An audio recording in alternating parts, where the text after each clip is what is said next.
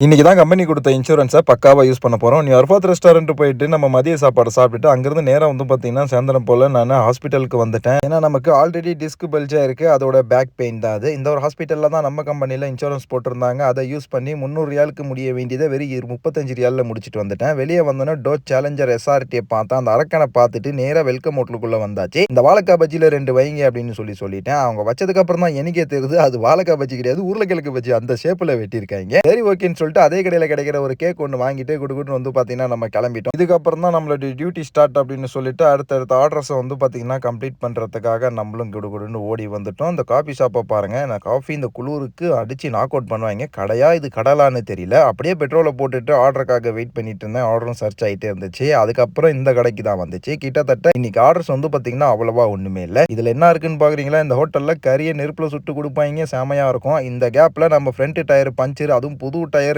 என்ன பண்றது? சிட்டி விட்டு அவுட்டர்ல ஒரு ஆர்டர் தூக்கி போட்டுட்டான். அந்த அவுட்டர்ல இருந்து நான் திரும்பி போகும்போது லைட் ஆஃப் பண்றேன். அங்க பாருங்க எப்படி இருக்குன்னு சொல்லிட்டு. ஐய்யய்யோ! இந்த வண்டி லைட் மட்டும் இல்லன்னா நம்ம பொழப்பு ஓடாது. அதுவும் சவுதி அரேபியாவுக்குள்ள ரொம்ப டேஞ்சருங்க. இத முடிச்சுட்டு ஊருக்குள்ள வந்து பார்த்தா ஆர்டரே வரல. என்னன்னு தெரியல. இன்னைக்கு ரொம்பவுமே டல்லா இருந்துச்சுங்க. எப்பயுமே 10 ஆர்டர் முடிச்சுட்டு போவேன் நைட்டோட நைட்டா. ஆனா இன்னைக்கு அந்த மாரி முடிக்க முடியல. வெறும் 4 ஆர்டர் தான் முடிச்சிருக்கேன். அதுக்கப்புறம் நம்ம நைட் வாங்கி வச்சிருந்த பிரியாணிய காலையில 4 மணிக்கு உட்காந்து வண்டியிலேயே உட்காந்து சாப்பிட்டு என்னோட நாள நான் கம்ப்ளீட் பண்ணிக்கிட்டேன். வீடியோ புடிச்சிருந்தா ஒரே ஒரு சப்ஸ்கிரைப மட்டும் தட்டி விட்டுருங்க. வீடியோக்கு ஒரு லைக்